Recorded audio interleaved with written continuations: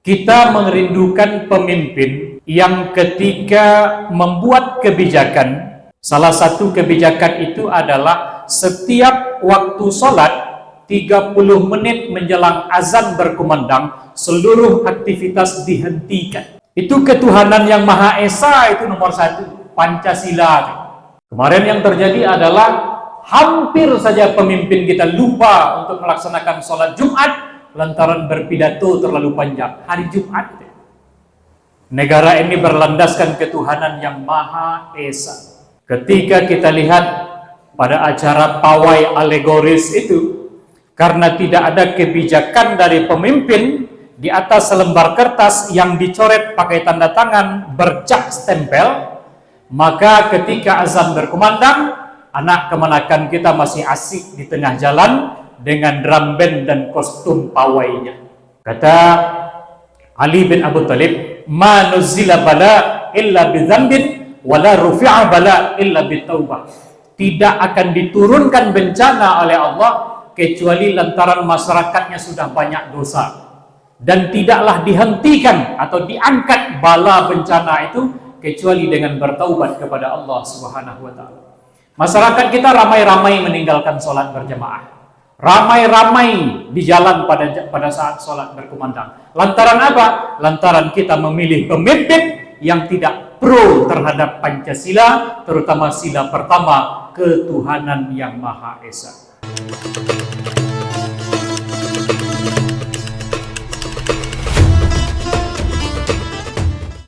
Alhamdulillahi Rabbil Alamin,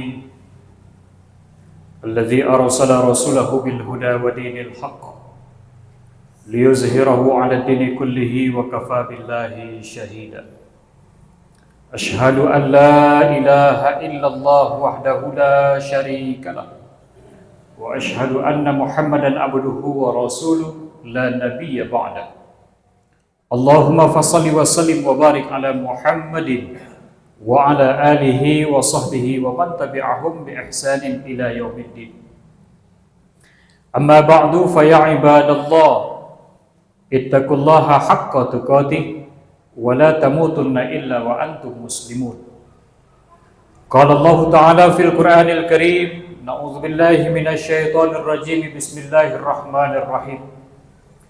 Laqad kana lakum fi rasulillahi uswatun hasanah liman kana yarjullaha wal yawmal akhir wa dzakarallaha katsira. Shadaqallahul azim. Rabbi shrah li sadri wa yassir li amri wahlul 'uqdatam min lisani yafqahu qawli. Kaum muslimin jemaah Jumat yang dimuliakan oleh Allah Subhanahu wa taala, kembali kita persembahkan rasa puji dan syukur kita karena sesungguhnya Allah lah yang berhak dipuji. Kalaupun kita dapat pujian dari Allah, dari orang lain, maka kembalikan lagi pujian itu kepada Allah. Alhamdulillahi Rabbil Alamin. Bahwa sesungguhnya yang berhak dipuji itu adalah Allah Subhanahu wa ta'ala. Salawat dan salam kepada Nabi Muhammad sallallahu alaihi wasallam. Allahumma salli ala Muhammad wa ala ali Muhammad.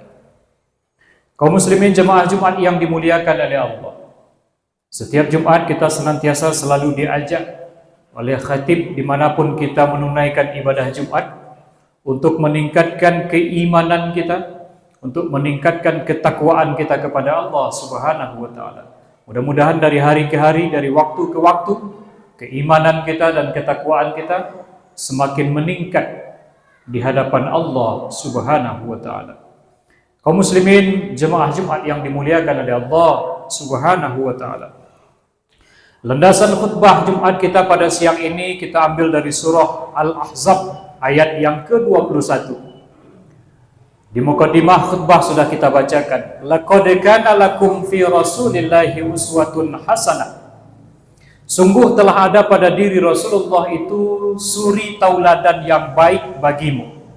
Liman kana yarjullaha wal yawmal akhir wa dzakarallaha katsira.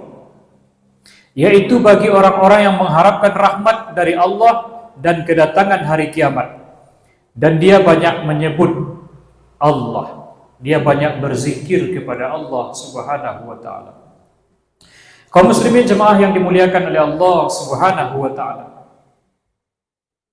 Ada seorang ilmuwan barat bernama Michael H. Hart menulis sebuah buku, sudah diterjemahkan ke dalam bahasa Indonesia. Judulnya 100 tokoh berpengaruh di dunia. Nomor 1 itu ternyata bukan Donald Trump, bukan Abraham Lincoln, bukan Thomas Alva Edison, bukan pula orang-orang ternama yang kita kenal dalam pelajaran kita. Tapi nomor 1, urutan teratas itu adalah Muhammad sallallahu alaihi wasallam. Orang yang beragama non-muslim saja mengidolakan, mengakui bahwa Rasulullah Muhammad sallallahu alaihi wasallam itu adalah teladan sejati di atas dunia ini. Apalagi kita yang sejak lahir sudah menganut agama Islam, diajarkan ajaran Rasulullah sallallahu alaihi wasallam. Suatu hari ada seorang guru di dalam kelas memerintahkan kepada murid-muridnya, anak-anak sekalian, kalian keluarkan kertas 1 lembar, tulis di situ siapa tokoh atau idola yang kalian favoritkan. Setelah selesai, kertas itu dilipat, dikumpulkan. Kemudian secara acak dibuka oleh para gurunya. Oleh gurunya kemudian dibacakan satu persatu. Ada kertas itu yang bertuliskan artis, bintang film, penyanyi. Ada juga yang pemain sepak bola. Macam-macam. Tidak satu pun dari murid itu yang menuliskan nama yang diagungkan oleh Allah Subhanahu wa taala. Jangankan menuliskan nama Nabi Muhammad sallallahu alaihi wasallam, nama ayah mereka pun tak mereka idolakan dalam kehidupannya sehari-hari. Lantaran apa? Lantaran memang mungkin orang tuanya tak patut diidolakan oleh anak. Itulah yang terjadi. Mudah-mudahan anak kemenakan kita bukan orang yang mengidolakan yang tak patut diidolakan. Ketika kita mengidolakan Nabi Muhammad SAW, kita jalankan sunnahnya, kita suri tauladani Rasulullah SAW itu, sehingga kalaupun mungkin anak-anak kita belum mengenal sepenuhnya siapa itu Nabi Muhammad, paling tidak dia mengidolakan ayahnya, dia mengidolakan ibunya di rumah. Kaum muslimin jemaah Jumat yang dimuliakan oleh Allah Subhanahu wa taala. Apa yang harus kita contoh teladani dari baginda Rasulullah sallallahu alaihi wasallam? Bulan ini Rabiul Awal, kita sudah berada pada tanggal 8 Rabiul Awal 1448 Hijriah. Dulu Rasulullah itu lahir pada pagi menjelang subuh 12 Rabiul Awal, dikenal dengan tahun gajah karena memang tidak ada angka tahun pada saat itu. Apabila sedang kejadian yang luar biasa pada saat itu, maka itulah disebut tahunnya. Karena pada tahun itu adalah tentara Abrahah ingin meruntuhkan Ka'bah, kemudian dibinasakan oleh Allah melalui burung-burung ababil yang membawa kerak kerikil neraka. Maka disebutlah tahun itu dengan tahun fil atau tahun gajah. Jadi belum ada pembuatan tahun pada saat itu. Dan bulan ini kita diperingatkan tentang hari kelahiran Rasulullah sallallahu alaihi wasallam. Setidaknya kita mencontoh meneladani baginda Rasulullah sallallahu alaihi wasallam. Dari sifat Nabi Muhammad kita bisa belajar. Siddiq itu benar itu jujur. Jujur ketika berucap, jujur ketika bersikap, jujur saat bertindak. Amanah itu bisa dipercaya. Itu nanti janjikan dulu, kemudian itu yang ditepati. Itu amanah. Menjaga amanah. Tabligh itu menyampaikan sesuatu kebenaran, tidak menyembunyikan kebenaran. Fatonah, cerdas. Rasulullah itu tidak mungkin orang yang tidak cerdas, karena dia menyelesaikan semua persoalan umat Kaum muslimin jemaah yang dimuliakan Allah Subhanahu wa taala. Selain itu, kita merindukan sosok pemimpin seperti pemimpin Rasulullah sallallahu alaihi wasallam. Bangsa ini sudah didirikan oleh para pejuang, para pahlawan yang mencontoh meneladani baginda Rasulullah sallallahu alaihi wasallam. Lah merdeka negara Indonesia ini, kemudian disusunlah dasar negara Pancasila namanya.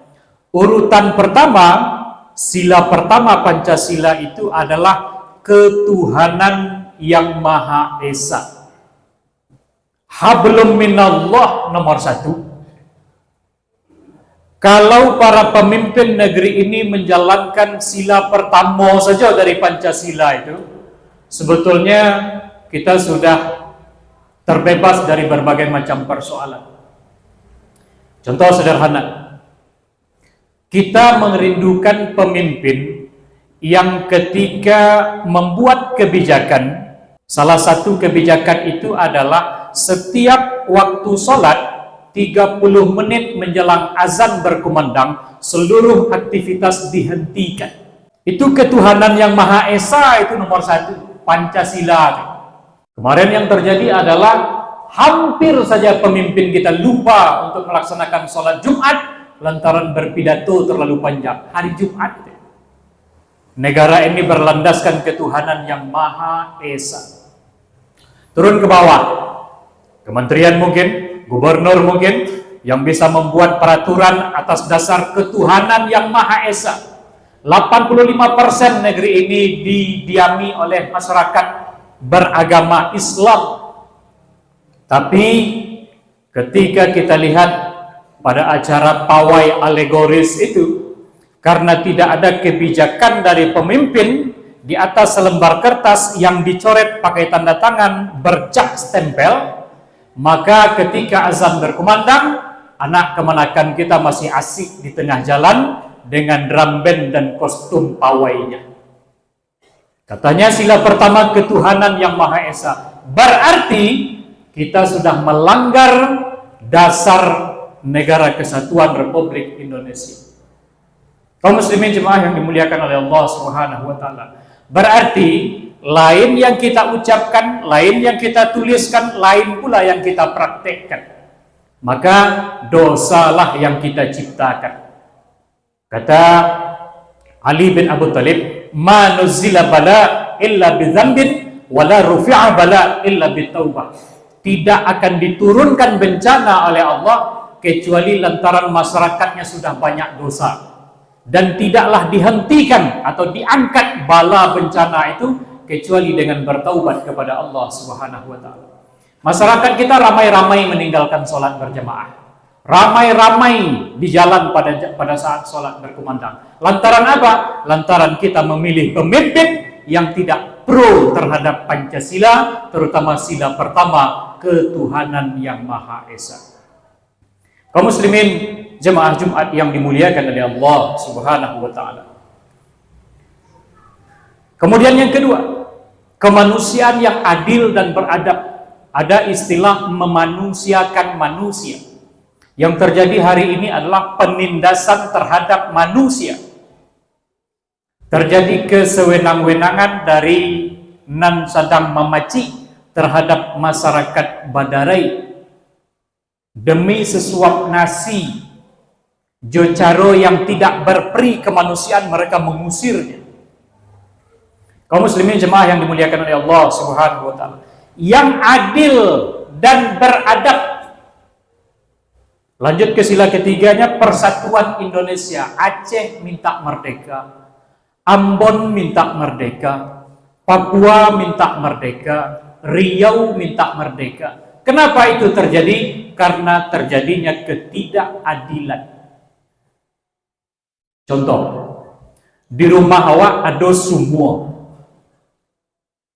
Nan maha punya semua tadi itu, kan seharusnya orang punya rumah. Tapi yang boleh mengambil air sumur itu orang lain. Tidak ada takalat yang seketik Allahnya ya semua tadi itu untuk orang yang punya rumah. Inilah yang terjadi. Ameh banyak di negara orang tuh. Tapi masyarakatnya jangankan pakai kostum lengkap, masarawa pendek saja payah. Dan itu yang terjadi. Kenapa? Karena ketidakadilan. Kaum muslimin jemaah yang dimuliakan oleh Allah Subhanahu wa taala. Imam Ahmad bin Hanbal pernah mengatakan, apa kata beliau? Jika seandainya hanya ada satu doa dan doa itu langsung dikabulkan oleh Allah, apa yang harus diminta? Kata Imam Ahmad bin Hanbal, maka mintalah pemimpin yang adil. Kaum muslimin jemaah yang dimuliakan oleh Allah Subhanahu wa taala. Banyak riset penelitian mengatakan bahwa Nabi Muhammad SAW adalah pure, murni contoh pemimpin yang tidak punya alasan, tidak punya kepentingan untuk partainya, untuk golongannya, untuk kelompoknya. Dia rela menderita demi kepemimpinan atas dasar la ilaha illallah Muhammadur Rasulullah. Nabi Muhammad itu ditawarkan jabatan. Apa pangkat yang paling tinggi ketika itu? Tidak orang sembarangan menawarkan pangkat. Ditawarkan harta, bara kandaati. Ditawarkan perempuan, baranio. Tapi Nabi Muhammad tidak haus akan kekuasaan, tidak haus akan kekayaan, tidak haus akan nafsu dunia. Kaum muslimin jemaah yang dimuliakan oleh Allah Subhanahu wa taala. Maka hari ini kita belajar bahwa sesungguhnya kepemimpinan sejati yang patut kita contoh dan kita teladani itu adalah baginda Rasulullah sallallahu alaihi wasallam. Di skop terkecil kepemimpinan itu adalah seorang ayah kepada anak dan istrinya di rumah. Jangan kita ajarkan bohong kepada anak. Malam mungkin ayah majan duto karena Ustaz. Coba kita cek. Ketika ayah baru terbangun dari tidur menerima telepon, iya sebentar ya pola tiba pola di jalan nih kok. Mungkin sedang berjanji dengan temannya, anak ada di samping. Usianya mungkin 10 tahun, 12 tahun, 9 tahun. Terangga di anak. Ayah wak pakai serwa pendek, pakai kain sarung, pakai singlet baru di rumah. Bangkit teleponnya kecian bahasanya lah hampir sampai. Berarti di dalam otak alam bawah sadar anak tertanam ayah saya berbohong. Atau mungkin istri kita di rumah. Kecilnya ke anak, nak beko kalau tibo ante itu, kalau tibo apa tu, kalau tibo makwo tu, ke rumah bertanya apa, kecil apa anak di rumah, kecil apa anak di rumah. Kaum muslimin jemaah yang dimuliakan Allah, secara tidak langsung kita sudah mengajarkan bibit bohong kepada anak. Fi qulubihim maradun, dalam hati mereka ada penyakit, fazadahumullahu marada, kemudian ditambah lagi penyakit itu oleh Allah. Baduto wak sekali, untuk menutup dutonan sekali tadi itu kita harus berbohong untuk yang kedua kali. Baduto wak hari kini, untuk menutup duto kini besok awak harus berbohong sekali lagi. Sehingga berbohong, baduto setiap hari, khatamallahu ala qulubihim, ditutup rapat oleh Allah hati mereka. Wa ala sam'ihim, ditutup rapat pendengaran mereka. Wa ala absarihim, ditutup rapat mata mereka. Kaum muslimin jemaah yang dimuliakan oleh Allah Subhanahu wa taala. Nan sudah kita jadikan pelajaran. Ambil tuah kanan manang, ambil contoh kanan sudah. Mudah-mudahan kita tidak lagi terjebak oleh janji-janji manis, janji-janji palsu. Kita mencontoh meneladani baginda Rasulullah sallallahu alaihi wasallam. Kita bawa ke diri awak, kita tunjuk ajari anak kemanakan awak. Anak di pangku, kemanakan di bimbing. Mudah-mudahan negeri kita ini diselamatkan oleh Allah Subhanahu wa taala. Fa'tabiru ya ulil absar la'allakum turhamun. Alhamdulillahi rabbil alamin. Allazi khalaqas samawati wal ardi wa ikhtilafil laili wan nahari laayatin liulil albab. Asyhadu an la ilaha illallah wahdahu la syarika lah. Wa asyhadu anna Muhammadan abduhu wa rasuluhu la nabiyya ba'da. Allahumma fassalli wa sallim wa barik ala Muhammadin wa ala alihi wa sahbihi wa man tabi'ahum bi ihsanin ila yaumiddin. Amma ba'du fa ya ibadallah inni usikum wa iyaya bittaqwallah wa ta'atihi la'allakum turhamun. Qala Allah Ta'ala fil Qur'anil Karim, na'udzu billahi minasy syaithanir rajim. Bismillahirrahmanirrahim. Qul huwallahu ahad, Allahus samad, lam yalid wa lam yulad wa lam yakul lahu kufuwan ahad. Innallaha wa malaikatahu yusholluna 'alan nabi ya ayyuhalladzina amanu shallu 'alaihi wa sallimu taslima. Allahumma shalli 'ala Muhammad wa 'ala ali Muhammad kama shallaita 'ala Ibrahim wa 'ala ali Ibrahim wa barik 'ala Muhammad wa 'ala ali Muhammad kama barakta 'ala Ibrahim wa 'ala ali Ibrahim fil 'alamin innaka Hamidum Majid. Allahumma ighfir lil mu'minina wal mu'minat wal muslimina wal muslimat al ahya'i minhum wal amwat bi rahmatika ya arhamar rahimin. Allahumma ighfir lana dhunubana wa liwalidayna warhamhuma kama rabbayana shaghira. Rabbana hab lana min azwajina wa dhurriyyatina qurrata a'yun waj'alna lil muttaqina imama. Allahumma iftah bainana wa baina qaumina bil haqqi wa anta khairul fatihin. Allahumma arinal haqqa haqqa warzuqna ittiba'ah wa arinal batila batila warzuqna ijtinabah. Rabbana hab lana min azwajina wa dzurriyyatina qurrata a'yun waj'alna lil muttaqina imama. Allahumma ij'al hadza baladan amina warzuq ahlahu minas samarat man amana minhum billahi wal yawmil akhir. Allahumma arhamna ya Allah fa innaka khairur rahimin wansurna fa innaka khairun nasirin warzuqna fa innaka khairur raziqin waftah lana fa innaka khairul fatihin waghfir lana ya Allah fa innaka khairul ghafirin. Allahumma a'izzal islam wal muslimin. Allahumma ansur ikhwanal muslimin wal mujahidin fi Palestin. Allahumma ansur ikhwanal muslimin wal mujahidin fi Suriah.